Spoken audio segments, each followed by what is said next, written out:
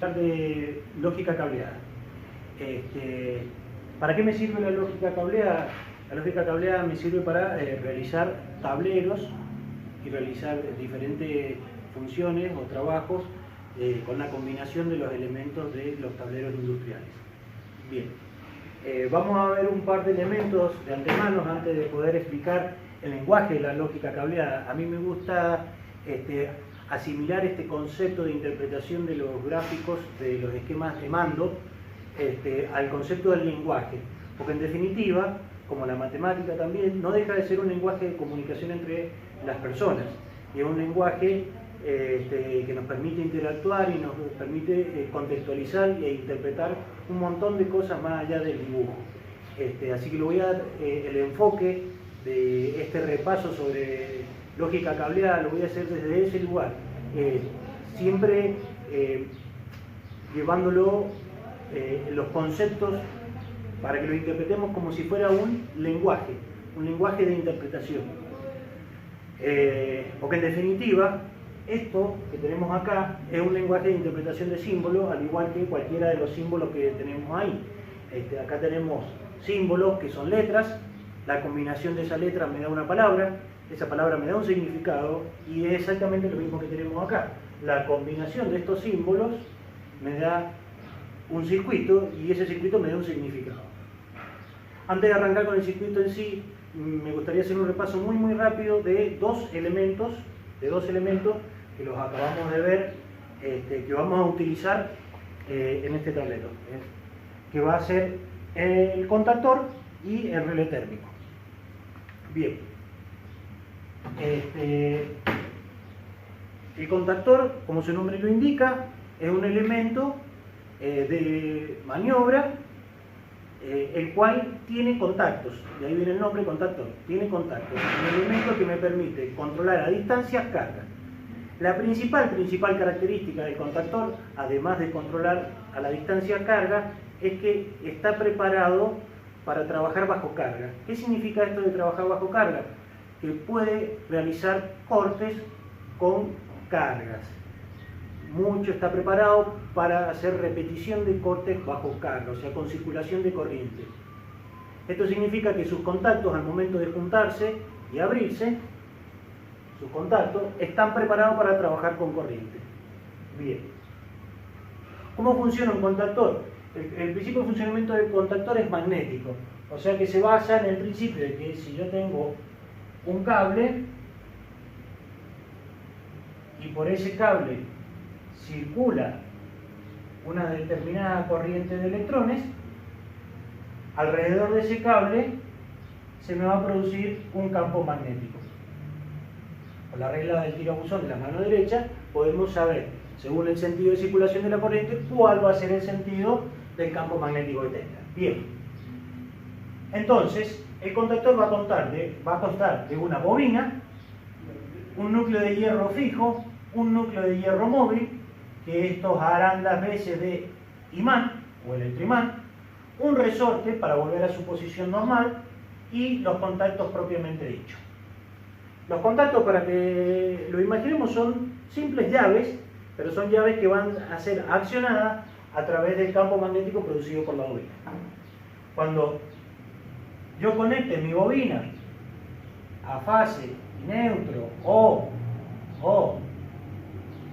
positivo y negativo, de acuerdo a cuál sea mi fuente, por esta bobina va a circular una corriente, esa corriente me va a producir un campo magnético, ese campo magnético se va a inducir a través de la armadura de hierro y va a hacer que esta armadura fija se convierta en un electroimán. Ese electroimán va a causar una fuerza que va a hacer que mi armadura móvil se atraiga, venciendo el resorte. Al atraerse la armadura móvil venciendo el resorte, los contactos que estaban cerrados se van a abrir, porque va a cambiar su posición a esta posición, y los contactos que estaban abiertos se van a cerrar, porque va a cambiar su posición. En cuanto retire la circulación de corriente por la bobina, se va a desenergizar, o sea, va a perder energía la bobina, me va a quedar sin campo magnético, y la acción del resorte va a hacer que esto vuelva a su posición normal. Bien, eso sería en cuanto a contactor. Vamos al relé térmico. El relé térmico es un elemento o un dispositivo de protección. Acá teníamos uno de maniobra, acá tenemos uno de protección. ¿De qué me protege? ¿O qué es lo que ve mi relé térmico? Térmico, como la palabra lo indica, a través de la temperatura me mide la circulación de electrones. ¿Por qué? Porque va de la mano cuántos electrones circulan por un cable, o sea, cuánta resistencia tiene ese cable, con la temperatura. A mayor resistencia del cable o a mayor circulación de electrones sobre la misma resistencia, o sea, sobre el mismo cable, voy a tener mayor temperatura.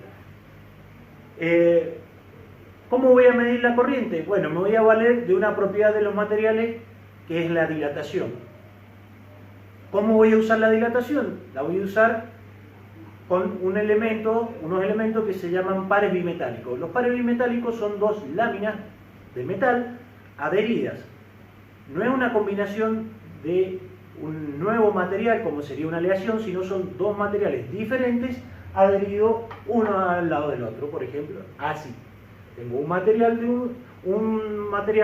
metálico y otro material metálico adheridos. Bien.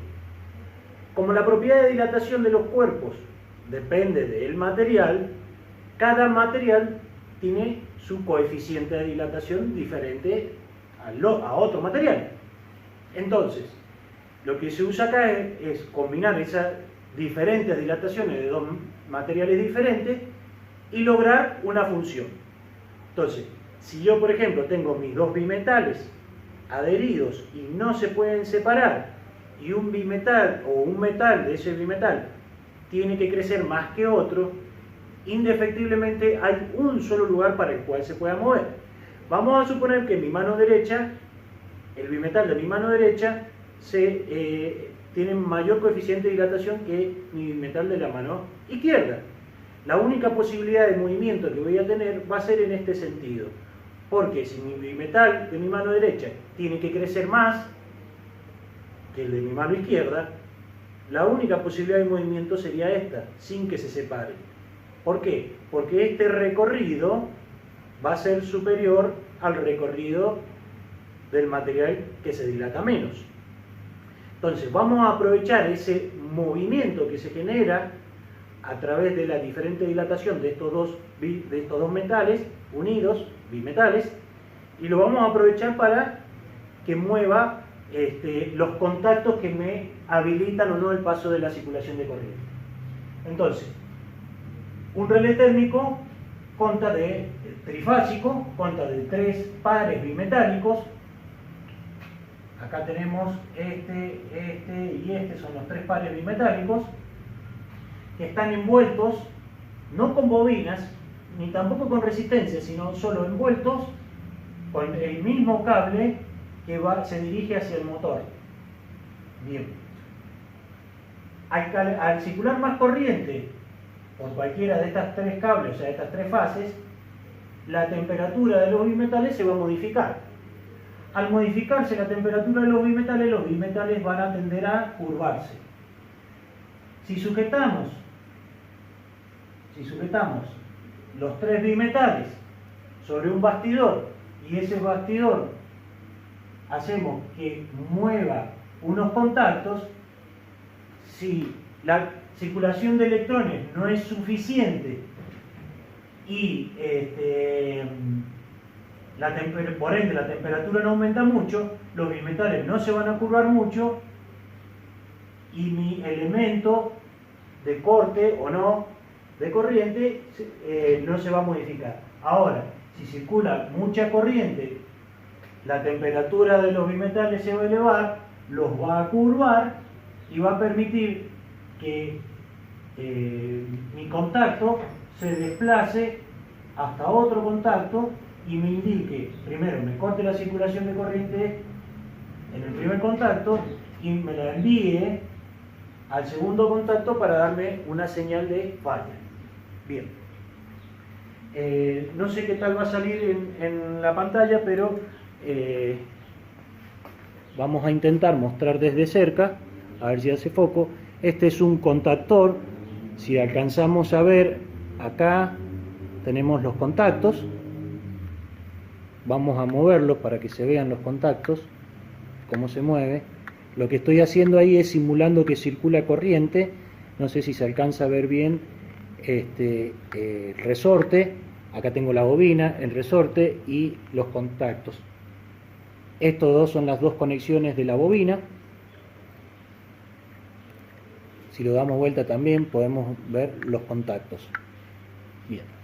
Y lo otro que le voy a mostrar, hemos desarmado un relé térmico que, como verán, acá tiene la numeración de cómo van conectados las fases, y acá por el lado interior podemos ver adentro las láminas bimetálicas envueltas por esa especie de resistencia que es por donde va a circular la corriente de los motores.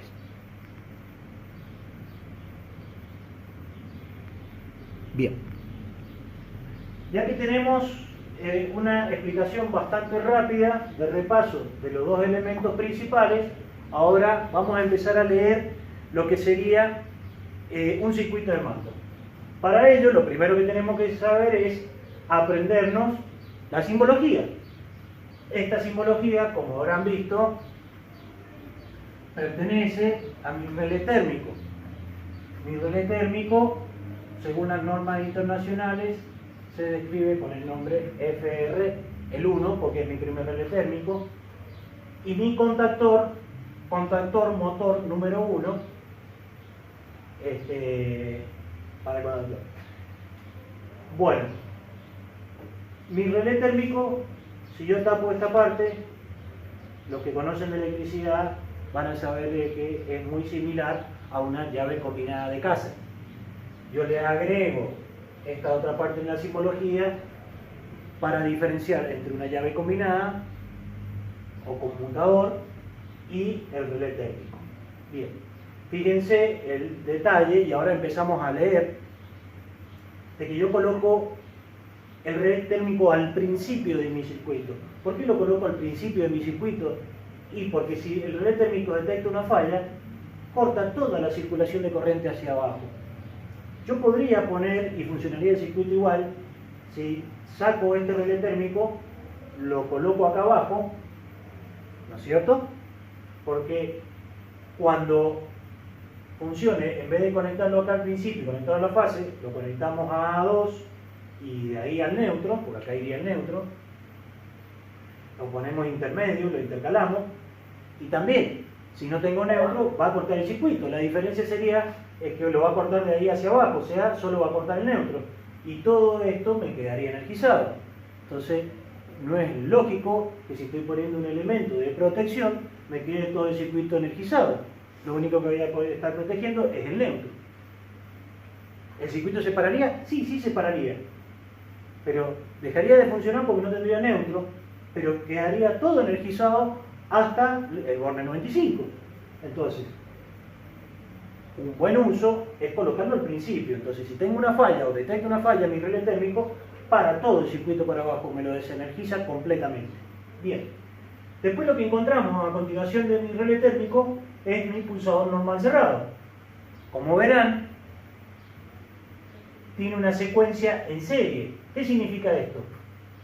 Que para que me funcione el resto del circuito, o sea, del 2S hacia abajo, de aquí hacia abajo, para que funcione el circuito, este elemento y este elemento serie, que lo vamos a ver en funciones lógicas, este y este deben estar cerrados para poder habilitar o que continúe la circulación de corriente. Si este o este se abre y ya no hay circulación de corriente, cualquiera de los dos que se abra deja de circular corriente. Bien, lo próximo que estamos viendo es un pulsador de normal abierto, un auxiliar de mi contactor, que en este caso sería esto que están acá, normal abierto también, y mi bobina, solo la bobina, o sea, solo la bobina de mi contactor. O sea, que mi contactor sería todo esto. ¿Y por qué lo separo en el esquema? Bueno, lo separo porque la bobina cumple una función y el contacto auxiliar cumple otra función. Para poder seguir con el análisis del circuito y interpretarlo bien y no tener que aprender todo de memoria, hay algo fundamental en lo que es la nomenclatura y me gustaría que presten atención un par de segundos. Lo vamos a hacer con los pulsadores. Fíjense que este pulsador es normalmente abierto, normal open en inglés, y este pulsador es normalmente cerrado, normal close en inglés. Normalmente cerrado es que si no pasa nada, no se hace ninguna acción, está cerrado. Y normal abierto significa que si no hay ninguna acción, no pasa nada, está abierto. Solo se cierra cuando lo acciono, o solo se abre cuando lo acciono. Bien. Fíjense este detalle porque es fácil de aprender. Normal cerrado y normal abierto. Normal cerrado, 1 y 2, y normal abierto, 3 y 4. Pero, otro detalle, impar, entrada, y par, salida.